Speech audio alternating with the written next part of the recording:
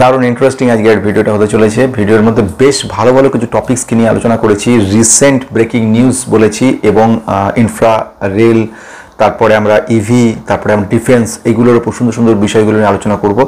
দুর্দান্ত interesting video, একদম ইনফরমেশনের ঠাসা রয়েছে এবং সবচেয়ে গুরুত্বপূর্ণ পয়েন্ট সেটা হচ্ছে মিড ক্যাপ এবং স্মল ক্যাপের কিন্তু একটা বড় অ্যালার্ট জারি হয়েছে, সেই ব্যাপার নিয়েও একটু কথা বলা দরকার আছে। তো গোটা ভিডিওটা আসার আগে আমি সৌম্য সবাই স্বাগত জানাই বেস্ট ইনভেস্টমেন্টের পক্ষ থেকে।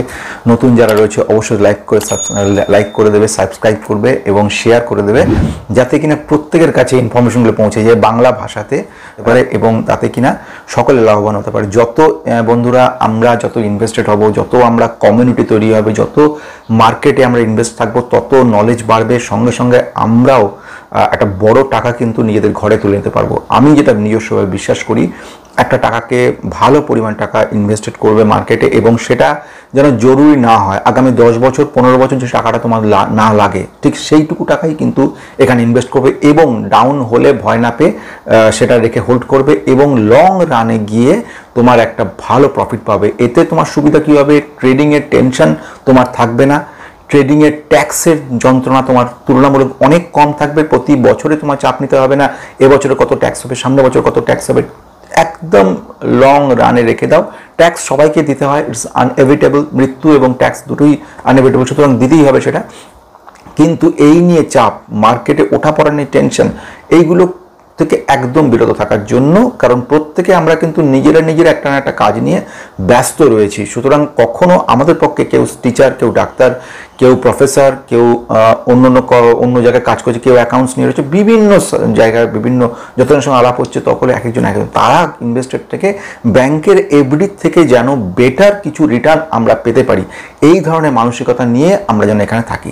কোনো 2 দিন 4 দিন 2 মাস 4 মাসে উঠলো কোথায় সেইটুকুটা নেওয়া, 10% 20% ট্যাক্সের যন্ত্রণা জানো সেগুলোর কী হয়, কী পরিমাণ ট্যাক্স দিতে হয় সেগুলোর ক্ষেত্রে, কত পরিমাণ কাদের অরিজিনাল লাভ থাকে, এই 10% 15% লাভে সরকারের লাভ থাকে। কাদের লাভ থাকে?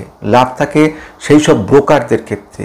সরকারের লাভ, ব্রোকারদের লাভ, সকলের লাভ, কিন্তু তোমার লাভ থেকে তারা টাকা নিচ্ছে, অথচ তারা কিন্তু এখানে কোনো যন্ত্রণা ভোগ করছে না, তোমাকে টেনশন নিতে হচ্ছে।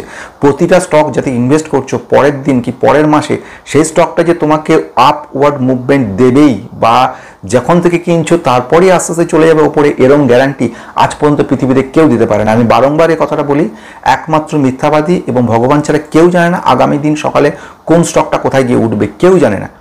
যদি কখনো সেটা হয়ে গিয়ে থাকে সেটা কাকতালীয়, কিন্তু কখনো এরমভাবে বলা সম্ভব না। যদি খুব সিম্পলভাবে ভাবো, যদি কেউ এ কথা বলতে পারতো, সে কি আর অন্য সোশ্যাল মিডিয়ায় গিয়ে কোনো ভিডিও করে দুনিয়ার সবাইকে জানাতে চাইতো এই আমার টেকনিক, এর মাধ্যমে এটা শেখো?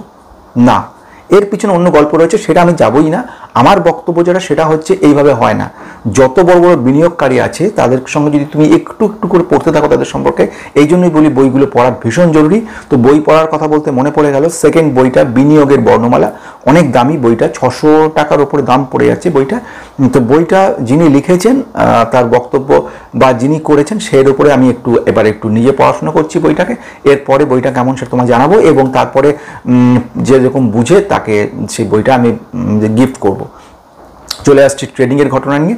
ট্রেডিং থেকে লাভ হয় না একথা বলছি না, ট্রেডিং কোনো ভালো প্রসেস নয় সেটা বলছি না, ট্রেডিং থেকে সব কিছু সম্ভব, কিন্তু তোমাকে হেডেক নিতে হবে বেশি, চাপ নিতে হবে বেশি। প্রতিটা স্টক যেখানে ইনভেস্ট করছো পরের মাস বা পরের দিনই সেটা যে তোমাকে প্রফিট দেবে এমন কোনো মানে নেই। টাকাটা আটকে যেতে পারে এমন স্টকে যেগুলো তুমি ফান্ডামেন্টালি ভালো জানো না, বছর পর বছর কেটে যেতে পারে। যখন ফ্ল্যাট মুভমেন্ট হবে, এটা আপওয়ার্ড মুভমেন্ট, নিফটি এখন চিরকাল আপ হয়ে যাচ্ছে, সুতরাং এখানে কোনো ব্যথা নেই, কষ্ট নেই। যেদিন ফ্ল্যাট মুভমেন্ট হবে, ফ্ল্যাট তো হতেই হবে, তোমরা নিফটি চার্ট খুলে দেখবে কত দিন, মানে এমন বছর গেছে পর্যন্ত সেখানে দেখবে পুরো ফ্ল্যাট হয়ে গেছে। আমার কথা বিশ্বাস করো না করো নিজেরা দেখে নেবে। 2017-18 সালের কথা, 16 সাল, তার আগে মাঝখানে কত সময় গেছে আমাদের স্ট্যাগন্যান্ট হয়ে গেছিলো ইনভেস্টেড অ্যামাউন্টটা। এইগুলো ভাবার কথা। এবারে আমাদের মেন্টালিটি যদি সেট না থাকে যে আমি কোথায় গিয়ে দাঁড়াবো, কোথায় গিয়ে কী কাজ করব, আমি প্রতিদিন আমার মেন্টালিটি তৈরি হয়ে গেছে আমার 15 দিন বাদেই আমার প্রফিট চাই, 1 মাস বাদেই আমার প্রফিট চাই, মেন্টালিটিটা ওরম হয়ে গেছে। আর বিনিয়োগের মেন্টালিটি কিনে রেখে দিয়ে ভুলে গেছি, ফলে 6 মাস 1 বছরে যদি ডাউনে থাকে আমি চাপই নেব না, আমি 2 বছর 4 বছর 5 বছর পরে গিয়ে দেখবো হ্যাঁ ঠিক আছে চলো। কিন্তু যদি 2 মাস 1 মাস 3 মাসের এই প্রফিট বুকিংয়ের মাথায় চিন্তা থাকে, সব থেকে এই চিন্তাটাও ঢুকবে, সেটা হচ্ছে ট্যাক্স। ইনকাম ট্যাক্স কিন্তু বড় মাপের চার্জ করা হয় এসটিসিজি যারা রয়েছে শর্ট টার্ম ক্যাপিটাল গেইনের ক্ষেত্রে। শুধু তাই না, ইন্ট্রাডের ক্ষেত্রে কিন্তু এটা আরও বড় মুশকিল। সেখানে যারাকে বলা হয় স্পেকুলেশন হিসেবে 30% টাকা তোমাকে দিয়ে দিতে হবে, একটা টাকাও না খেটে তারা কিন্তু 30% টাকা সরকার নিয়ে চলে যাবে।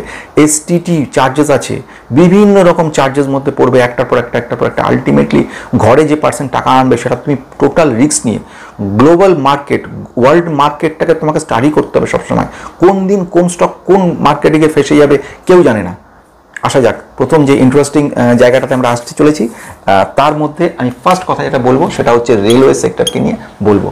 রেলওয়ে সেক্টর আগামী দিনে বুম হতে চলেছে, এটা তো সকলেই জানি। আমরা জেনে গেছি যেটা, সেটা হচ্ছে এনডিএ এসে গেছে এবং এনডিএর এই আসার ব্যাপারটা কিন্তু একটা দোলাচলের মাঝখানে ছিল এবং যাকে বলা হয় একেবারে মানে জাস্ট পাঁচটা আয়টায় বেরিয়ে যাওয়ার মতো এই ওয়েতে বেরিয়ে গেছে, সাপোর্ট নিয়েছে দুজনের এবং সে কারণের জন্য এনডিএ আজকে কিন্তু এখানে পৌঁছতে পারে, না হলে কিন্তু এনডিএর একটা চাপ হয়ে যেত। এখনও কিন্তু বড় রিস্ক মাথার উপর ঘুরছে, তো এই চাপটা নিতে হচ্ছে। তো ঘটনা এর মধ্যে যে পার্টগুলোকে ওরা করে রেখে এসছে, যে মন্ত্রীরা যে ক্যাবিনেটে যারা যারা ছিল মোটামুটি তারা যেরকম রেলওয়ের ক্ষেত্রে হোক বা আমাদের এদিক থেকে ডিফেন্সের ক্ষেত্রে হোক, সেসব ক্ষেত্রে কিন্তু তারা রয়েছে মন্ত্রীরা। ফলে কাজটা কিন্তু ত্বরান্বিত হবে, কাজটা এগিয়ে যাবে, তারা বোঝাতে পারবে কেন আমি এই ধরনের প্রসেসটা নিয়েছি এবং এর ফলে আলটিমেট দেশের কত উন্নতি হবে এইগুলো বোঝাতে পারবে তারা। তো সেই চিন্তা ভাবনা রয়েছে বলে এরা থাকা মানে কিন্তু পজিটিভ ব্যাপার। রেলের ক্ষেত্রে তো প্রচুর ইমপ্রুভমেন্ট হতে চলেছে, বাজেটে প্রচুর রয়েছে। আমরা যে ঘটনা বলছিলাম, 4টে পয়েন্ট বলেছিলাম। প্রথম দিকে প্রধানমন্ত্রী কে হতে চলেছে, সেকেন্ড পয়েন্ট বলেছে প্রধানমন্ত্রীর ক্ষমতা কতটা থাকতে চলেছে, তৃতীয়ত এরা কিনা সংখ্যাগরিষ্ঠ আসছে কিনা এবং বা ইউনিয়ন যে ক্যাবিনেট যারা থাকছে মিনিস্টাররা তারা ঠিক থাকছে না, এবং লাস্ট ওয়ান রয়েছে বাজেট। তো বাজেটের ব্যাপারটা তো আসছে, আমরা জুলাই আগস্টে দেখে নিতে পারবো। কিন্তু এই মুহূর্তে রেলওয়ের মধ্যে যে স্টকটাকে বলবো রেলটেল কিন্তু বিশেষভাবে এগোচ্ছে এবং রেলটেল থেকে ম্যানেজমেন্ট স্টক যে কথাটা বলেছে, তারা 2025 সালের কথা নিয়ে বলছে, তারা 30% রেভিনিউ গ্রোথ হওয়ার কথা নিয়ে ওরা বলছে।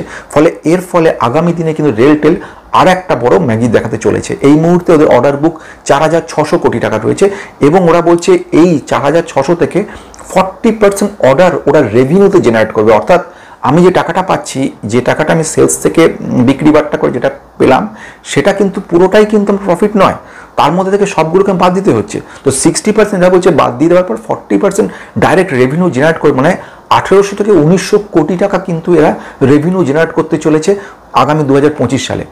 অর্থাৎ একটা বড় কিন্তু পজিটিভ রয়েছে। 5 বছর রিটার্ন, মানে 2021 থেকে মোটামুটি এই কোম্পানিটা রয়েছে 250% মতো রিটার্ন দিয়েছে। কারেন্ট মার্কেট প্রাইস 400-র ওপর রয়েছে। যখন বাইং রেঞ্জ 400-র কাছাকাছি যখন আসবে তখন কিন্তু বাই করতে পারো, কিনতে পারো অল্প বিস্তর। সেকেন্ড জায়গায় যাব, সেকেন্ড যে কথাটা বলবো সেটা হচ্ছে ডিফেন্স সেক্টর নিয়ে। ডিফেন্স সেক্টরকে দারুণভাবে এগোচ্ছে। আমরা যে কথা বলছিলাম একটু আগে, সেখানে বলেছিলাম রাজনাথ সিং, উনি কিন্তু আবারও এবারও মানে এই 5 বছরের জন্য কিন্তু উনি আবার সিলেক্টেড হয়েছেন এবং উনি ওই জায়গাতে রয়েছেন। ফলে আমাদের কাছে এটা কিন্তু একটা বড় অপরচুনিটি তৈরি করে দিচ্ছে। কেন তৈরি করে দিচ্ছে?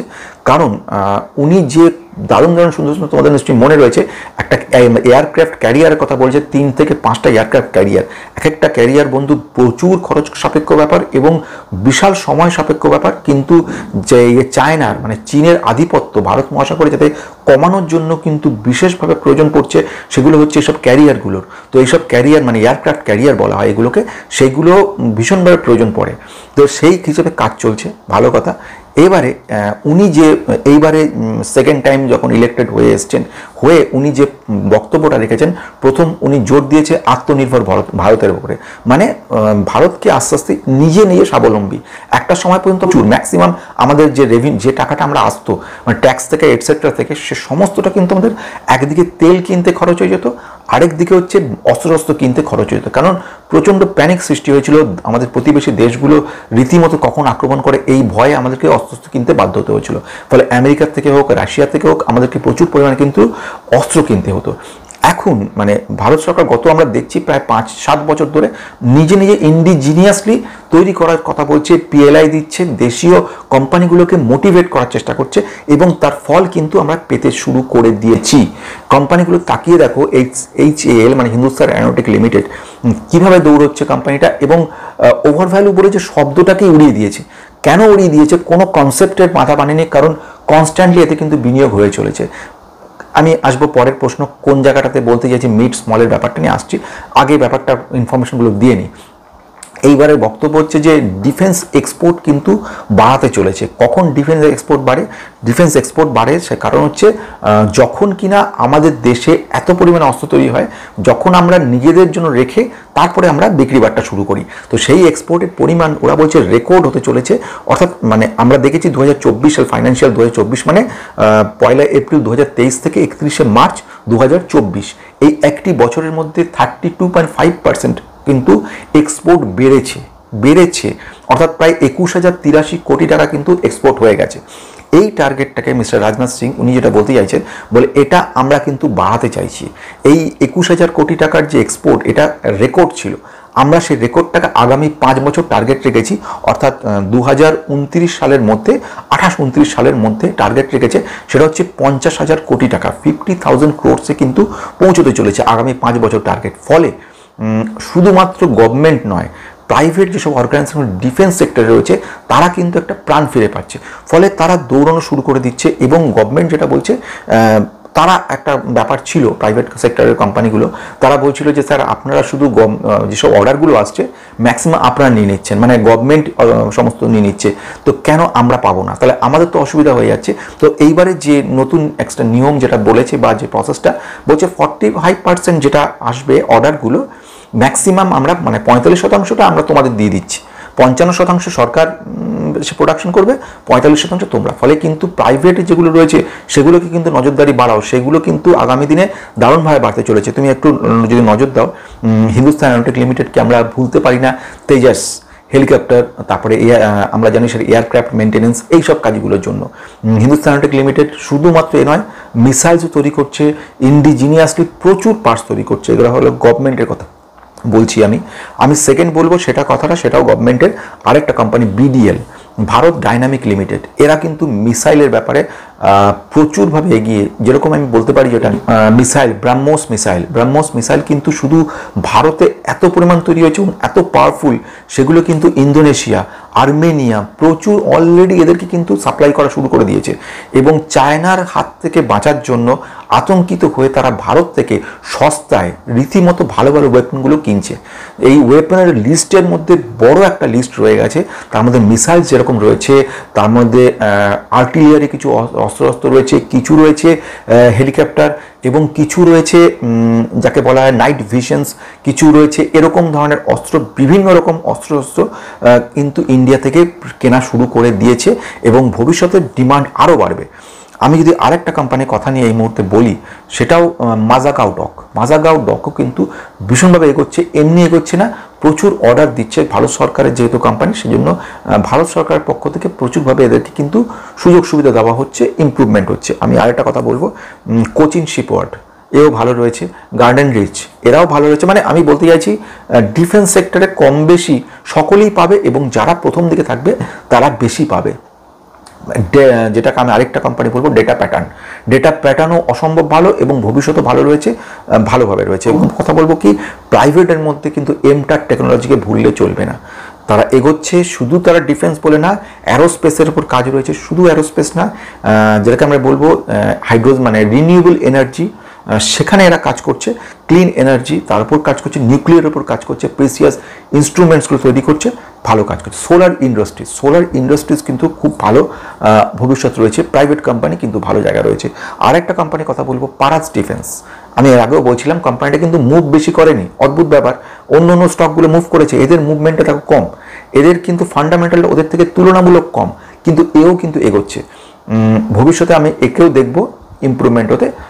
এবার আমি আসবো পরেরটার ক্ষেত্রে। পরে যে সেক্টরটার কথা চলে আসছি আমরা, থার্ড সেই জায়গায় আসছি, সেটা হচ্ছে ইভি সেক্টর। তো আমরা জানি গভর্নমেন্ট অফ ইন্ডিয়া থেকে প্রচুর প্রেশার দিচ্ছে, প্রচুরভাবে এগোনোর চেষ্টা করছে, পিএলআই ব্যবস্থা করছে, এবং যেগুলো বলা যায় ফেম বলে, এগুলোতে মানে কিছু ইনকাম ট্যাক্সের ছাড় দেওয়া, বা মানে যে সমস্ত ইনস্ট্রুমেন্টগুলো দামি, যে সমস্ত ইলেকট্রনিক ভেহিকেলসগুলো যেগুলো কেনা হয়, সেগুলো যাতে কিছুটা দাম কম হয়, সাবসিডি দেওয়া গভর্নমেন্ট থেকে, এগুলো সব ব্যবস্থা করছে।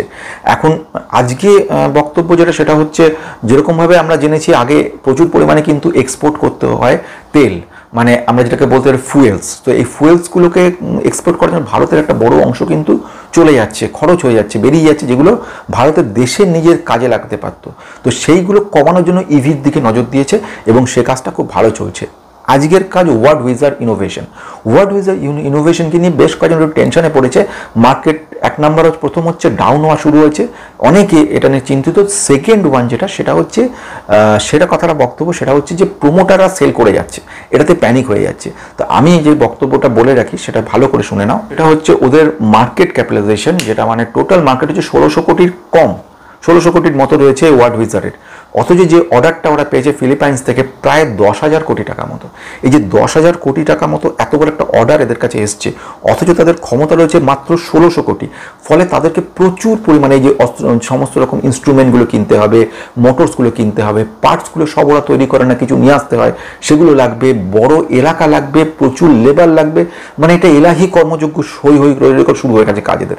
এই যে এত বড় একটা কাণ্ড চলছে, এত বড় একটা যজ্ঞ চলছে, এই যজ্ঞের জন্য এদেরকে টাকার দরকার। এবার ওরা ধার যদি করে, মানে সমস্তগুলো শেয়ারকে রেখে ধার যদি করে, প্লেজ করে, তাতে তাদের সুদটাও দিতে হবে, মানে আসল এবং সুদ দুটোই দিতে হবে। কিন্তু যদি এরকম কোনো কাজ করা যায় যে আমি এগুলো বিক্রি করে দিই, আমার কাছে যে স্টেকগুলো রয়েছে তাতে যে প্রচুর টাকাটা পাওয়া যায়, সেটা যদি আমি কারখানাতে কাজে লাগাই, তাহলে কিন্তু আমি খুব তাড়াতাড়ি আমি একটা জায়গা পাবো, আর চাপটাও হবে না, লোনের চাপটা। অলরেডি কিন্তু এদের কিছু লোন নেওয়া আছে। তো এই ঘটনাগুলো র মেটেরিয়াল, মেশিনারি, পার্টস, আদার মোটর যেগুলো, সেগুলো সব তৈরি করার জন্য, কেনার জন্য, গুলো নিয়ে আসার জন্য এদের টাকার প্রয়োজন পড়বে। এবং সে কারণে কিন্তু প্রোমোটাররা তাদের স্টেককে কিন্তু সেল করছে, এই জন্য কিন্তু টেনশনের ব্যাপার নয়। আর এগুলো ওরা কিন্তু নিজেরাই কিন্তু কল বলে এগুলোতে, বা এগুলো তুমি নেটে পেয়ে যেতে পারবে, কোম্পানির নাম দিয়ে কল দিয়ে সার্চ করলে ডিটেলস চলে আসবে, অ্যানুয়াল রিপোর্টে পাওয়া যাবে। প্লাস একটু খবর রাখতে হবে, বিভিন্ন সিএনবিসি বা অন্যান্য চ্যানেলে কিন্তু এদের যে ম্যানেজমেন্ট থাকে তারাও বক্তব্য রাখে, সেখানে পাবে। ওয়েবসাইটে গিয়েও তুমি পেতে পারো, সেখানে চেয়ারম্যান বা বক্তব্য, বা যারা এমডি বা সিইও যিনি, তিনি এই বক্তব্য রাখতে পারে যে প্যানিকের ব্যাপার নয়, এই কারণের জন্য আমরা সেল করছি, এগুলো ওরা বলে দেয়। তাহলে এইগুলো আমরা জানলাম। ফলে এটা কোনো নেগেটিভ পয়েন্ট নয়। এই তৈরি করেছে কোম্পানিটা, স্টকটা 90 টাকা। তো 90 টাকাকে যখন ব্রেক করে এটা উঠে যাবে, তখনও দৌড়ানো শুরু করবে প্রচুরভাবে। তো এখন এই যে ডাউন হচ্ছে, এটা কিন্তু একটা ভালো সুযোগ তৈরি হচ্ছে। আমি কোনো বাই অর সেল রেকমেন্ডেশন করছি না, এই ভিডিওটা কোনো রকমভাবে বাই অর সেল রেকমেন্ডেশন নয়, আমি আমার মত বলছি, টোটালি নিজস্ব মতামত। হয়ে গেল তাহলে আমরা ইভির গল্প। এইবারে আমরা আসবো ইন্টারেস্টিং জায়গাতে, এবং সেটা হচ্ছে ইনফ্রাস্ট্রাকচারের উপর একটা কথা বলবো। সে কোম্পানিটার নাম হচ্ছে লিখিতা ইনফ্রাস্ট্রাকচার। লিখিতা ইনফ্রাস্ট্রাকচার কিছুটা ডাউন রয়ে গেছে এবং বেশ কিছুদিন ডাউন হওয়া শুরু করেছে। ইনভেস্টারদের যা হয় আমার কাছে কমেন্টও করেছে, লিখেছে কি করব, কি সুবিধা, কি অসুবিধা, কি কেন এটা করছে, তাহলে কি এটা এক্সিট করে যাব। লিখিতা ইনফ্রাস্ট্রাকচার রিস্কি কোম্পানি, কিন্তু সেটা বড় কথা নয়। তার থেকে বেশি বড় গুরুত্বপূর্ণ কথা ছিল সেটা হচ্ছে কি কাজ করে। এদের কাজকর্ম হচ্ছে পাইপলাইনগুলো ইনস্টল করা, অর্থাৎ দূর দূরান্ত পর্যন্ত যেখানে যেখানে গ্যাসগুলো পৌঁছাবে, সেখানে এদের নিজস্ব পাইপলাইন মাধ্যমে পৌঁছে দেবে চেষ্টা করবে। এই জন্য মানে আমাদের ইন্ডিয়ার যে প্ল্যান রয়েছে, সেটা এই মুহূর্তে প্রায় 17,000 কিলোমিটার কিন্তু ওরা গ্যাস পাইপলাইন ব্যবস্থা করেছে, দিল্লি বা এই অঞ্চলগুলোতে ওরা করেছে, নয়ডা আদার্স। এটা ওরা টার্গেট রেখেছে 30,000 কিলোমিটার পর্যন্ত, এই মানে নেক্সট টার্গেট রেখেছে। তো এই এত বড় যে কাজটা, সেই কাজটা কিন্তু লিখিতা ইনফ্রাস্ট্রাকচার বেশ খানিকটা কাজ করছে। ফলে এই যে ডাউন হচ্ছে, মানে 3% 4% আগের দিন ডাউন হয়ে গেছে, এটাতে ঘাবড়ানোর জন্য কিচ্ছু নেই, এটা হয়ে থাকে। এবং আমরা যেটা বলতে চাইছি, এইটা কিন্তু একটা অপরচুনিটি তৈরি করছে আমাদেরকে ভবিষ্যতে। মানে 400 হচ্ছে বাইং রেঞ্জ, এর কাছাকাছি যদি চলে আসে এই স্টকটা, আমার মনে হয় না আসার সম্ভাবনা আছে বলে। যদি এটা আসে, এটা কিন্তু আমাদের কাছে একটা অপরচুনিটি তৈরি করে দেবে। তো আমি এটা দিয়ে জেনে গেলাম। এবারে আসবো আমাদের সবচেয়ে গুরুত্বপূর্ণ যে কথাটা, সেটা হচ্ছে এই মিড এবং স্মল ক্যাপে একটা বিরাট রকম পরিবর্তন তো চলেছে। কে বলছে? বড় বড় ইনভেস্টররা কিন্তু বলছে। আমি তোমাদেরকে এই বিষয়ে একটু অ্যালার্ট করতে চাইছি। সেটা হচ্ছে, তোমরা যখন ইনভেস্ট করবে একটু বুঝে সাবধানে ইনভেস্ট করার চেষ্টা করবে। আমার কাছে একজন কমেন্ট করেছে কালকেই, সে কমেন্টে লিখেছে, আমি এমন সব স্টকে, আপনি বলছিলেন, আমি সেগুলোতে ইনভেস্ট করতে চাই যেগুলো কিনা প্রচণ্ড রিস্কি, মানে তাতে যদি আমার 50% ক্যাপিটাল চলে যায় তাতেও আমার কোনো অসুবিধা হবে না। অর্থাৎ ব্যাপারটা কিন্তু খুব সাংঘাতিক। তুমি এই মুহূর্তে একটা পোর্টফোলিও 10 লক্ষ টাকার করে রেখেছো, যদি পোর্টফোলিওটা কখনো রেড হয়ে, কখনো পোর্টফোলিওতে একটু টাকা কমে যায় তাতে তুমি প্যানিকড হয়ে যাচ্ছ। যদি 10% কমে গিয়ে 10 লক্ষ মানে 10 লক্ষ টাকার যেটা সেটা 9,80,000 টাকা চলে আসে, তাতে তুমি প্যানিকড হয়ে যাচ্ছ। যদি 10% পরে 10 লক্ষ টাকা 9 লক্ষ টাকা চলে আসে, তুমি পাগল হয়ে যাচ্ছ। সেখানে যদি 50% ডাউন হয়ে যায়, ভাবতে পারছো পোর্টফোলিও কী হবে। এখানে যে স্পেশালিস্ট যারা বড় বড় ইনভেস্টার রয়েছে, তারা কিন্তু এ ব্যাপারে খুব সাবধানে ইনভেস্ট করতে বলছে। বুঝে শুনে ইনভেস্ট করো এবং ইনভেস্ট মানে মিড এবং স্মল থেকে কিছুটা কম করো। আমি এই জন্য প্রত্যেকটা পোর্টফোলিওতে আমি কিন্তু লার্জ ক্যাপকে কম্বিনেশন রাখছি। একটু লক্ষ্য করে দেখবে, তোমরা বিরক্ত হয়তো হতে পারো যে কেন লার্জ ক্যাপকে আনছে। আমি এইচডিএফসি ব্যাংকে, ব্যাংকিং সেক্টরে বারবার বলছি, অথবা আইসিআইসিআই ব্যাংকে কথা বলছি, এফএমসিজি যখনই বলছি, আমি ভিভিএলকে বলছি, এই হিন্দুস্তান ইউনিলিভারকে বলছি, কখন আমরা আইটিসিকে বলছি। কেন বলছি? লার্জ ক্যাপকে ছুঁয়ে রাখো, ভীষণভাবে জরুরি। যখন অটো সেক্টরের কথা বলছি, টাটা মোটরস কথা বলছি, মাহিন্দ্রা অ্যান্ড মাহিন্দ্রার কথা বলছি, টিভিএস বলছি, কেন বলছি এগুলো? লার্জ ক্যাপকে ছুঁয়ে রাখো। লার্জ ক্যাপটা ডাউন হবে না। এই যে এরা রিসার্চ করেছে, টিমটা রিসার্চ করে আমাদের গতকাল রিপোর্ট যেটা দিল, রিপোর্টে বলছে মিড ক্যাপ 30% প্রিমিয়ামে চলছে। এখানে দুটো শব্দ হয়, একটা ডিসকাউন্ট শব্দ, একটা হচ্ছে প্রিমিয়াম। প্রিমিয়াম অর্থ হচ্ছে 100 টাকার দাম 130 টাকায় চলছে, আর ডিসকাউন্ট মানে 100 টাকার দাম 70 টাকায় চলছে। এখানে প্রিমিয়ামে চলছে মানে বেশি দাম চলছে, অনেক বেশি ওভার ভ্যালুড হয়ে গেছে মিড ক্যাপ। এবং স্মল ক্যাপ শুনলে আরও ঘাবড়াবে, সেটা হচ্ছে 40% কিন্তু স্মল ক্যাপ বেশি রয়ে গেছে। অর্থাৎ যতটা হওয়ার কথা, যে জায়গায় দাঁড়ানোর কথা, তার থেকে 40% বেশি। মানে যখন কারেকশন হবে, কারেকশনটা কিন্তু বড় লেভেলে কারেকশন হয়। ফলে আমি এই মুহূর্তে কোনো প্যানিক করতে বলছি না, বা যারা মিড এবং স্মল নিয়ে রেখেছো তাদেরকে সেল করতে বলছি না, কিন্তু তোমাদের বলছি এখন তোমরা ইনভেস্টমেন্ট যখন করবে, একটু স্লোলি, একটুখানি লার্জ ঘেসে আমরা ইনভেস্ট করতে করতে যাব। আমরা কিন্তু অত রিস্কে স্মলের দিকে যাব, কিন্তু তুলনামূলক কম। এইটা একটু মানে মাথায় রেখে আমাদেরকে সাবধানে এগোতে হবে। কারণ বড় বড় লোকেরা যারা রয়েছেন, তারা কিন্তু অ্যানালিস্ট, তারা রীতিমতো বড়ভাবে কাজকর্মগুলো করছে, তারা মার্কেট স্টাডি করছে। তারা এই জন্য বলছে মার্কেটের ওভার ভ্যালু সিচুয়েশনটাকে একটু সাবধান। অর্থাৎ মার্কেট অলরেডি ভেরি এক্সপেন্সিভ জায়গায় চলে গেছে। এই এক্সপেন্সিভ জায়গা থেকে আমাদেরকে একটু স্লো যদি না হয়ে যায়, আমাদের পোর্টফোলিও বা স্টকগুলো যদি 30-40% ডাউন হতে থাকে, আমরা কিন্তু প্যানিকড হয়ে যাব। তো এইটাকে মনে রাখবো, এবং লার্জভাবে মানে লার্জ টাইম মানে আমরা লং টার্ম ধরে আমরা কিন্তু ইনভেস্ট করব লার্জ ক্যাপে। ফলে কি হবে, আমরা ডিভিডেন্ড ভালো পাবো এবং শান্তিতে আমরা ইনভেস্ট করে করে করে যেতে পারবো। আমাদের টেনশন থাকবে না আগামীকাল কি হবে, আগামী দিন কোথায় কি আটকাবে। সুতরাং এই ব্যাপারটা মাথায় রেখে কাজ করতে হবে। আজকের মতো এখানে শেষ হলো। তোমরা যারা নতুন রয়েছো, সাবস্ক্রাইব করে বেল আইকনটা প্রেস করে দেবে। তাতে কি হবে, সঙ্গে সঙ্গে ভিডিওটা অনেকের কাছে পৌঁছে যাবে। আমরা দেশ থেকে বিদেশে পৌঁছতে চলেছি, দূর দূরান্ত দেশ থেকে অনেকে মেল করছে, অনেকে কমেন্ট করছে, অনেক হেল্প চাইছে। তোমাদের সবাইকে ধন্যবাদ। এই জন্য আর যে ঘটনা, সেটা হচ্ছে যারা পুরনো যারা রয়েছে তাদের তো তুলনা নেই, এতভাবে উৎসাহ দিয়ে যাচ্ছ আমাকে, আমি রীতিমতো কৃতজ্ঞ তাদের সকলের জন্য। না হলে সত্যি প্রতিদিন ভিডিও আনা আমার পক্ষে অসম্ভব ছিল, তোমাদের জন্য সম্ভব হয়েছে এটা। নমস্কার।